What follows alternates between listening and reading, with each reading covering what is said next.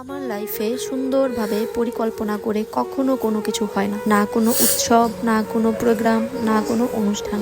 তারপরেও হুটহাট করে যেটুকু যা আয়োজন করি, আমি সবসময় প্রস্তুত থাকি, আমি মজা করতে ভালোবাসি, সেটা করিও। কিন্তু ওই যে ঘরে আছে না একজন বেরসিক জামাই, হুটহাট করে এমন কিছু বলবে যে আমার পুরো মুডটাই নষ্ট করে দিবে। সরকারি নিয়ম অনুযায়ী আজকে সারা দেশে পহেলা বৈশাখ পালন করা হচ্ছে, তো আমরা সকল সনাতনীরা আমাদের সকল পূজাবিধি পঞ্জিকা মেনে করি, সেই অনুসারে আজকে হচ্ছে আমাদের চৈত্র সংক্রান্তি। পহেলা বৈশাখে ইলিশ পান্তা খাওয়াও কিন্তু আমাদের আসলে ধর্মীয় নীতিতে যায় না। আমরা যেটা করি, চৈত্র সংক্রান্তিতে পাচন খাই, তেতো খাই, নিরামিষ খাই, আর তার পরের দিন মানে পহেলা বৈশাখ যেদিন আমরা পালন করি, সকালবেলা ঠাকুরকে দই, চিড়া, মুড়ি, ফল, মিষ্টি এগুলো ভোগ দেই এবং এগুলোই আমরা সকালবেলা খাই। কিন্তু দুপুরবেলা হয়তো বা একটু ভারী রান্নাবাড়া করা হয়। মনে মনে আমার ওইরকমই একটা পরিকল্পনা ছিল, কিন্তু হঠাৎ করেই আমার হাজবেন্ড বলে সে পহেলা বৈশাখে বাসায় থাকতে পারবে না। পরিবারের সবাই যদি বাসায় না থাকে, পহেলা বৈশাখ পালন করার সেই মনটাই আসলে থাকে না। তার উপরে কাল রাতে পিকনিক থেকে বাসায় ফিরতে ফিরতে আমাদের অনেক রাত হয়ে গিয়েছিল, সবাই অনেক ক্লান্ত, আমিও ক্লান্ত ছিলাম। তাই আজকে না সেই চৈত্র সংক্রান্তির আয়োজনটাও হয় নাই, না হচ্ছে পহেলা বৈশাখ, না হচ্ছে চৈত্র সংক্রান্তি। তাই আজকের রান্নাবাড়া, আজকের আয়োজন না পহেলা বৈশাখ, না চৈত্র সংক্রান্তি। আজকে সবকিছু ছিল রোজকার মতনই অতি সাধারণ।